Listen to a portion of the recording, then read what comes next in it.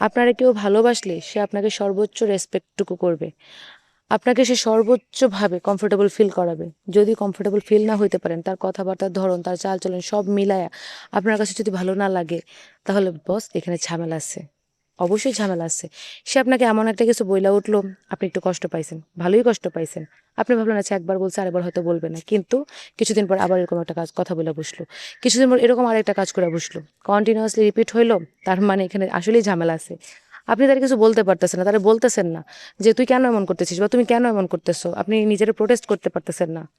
যদি একান্তই না পারেন, অসমর্থ হন যে সে কষ্ট পাবে এটা চিন্তা কইরা, তাহলে বস আপনি তার থেকে দূরে চলে আসেন।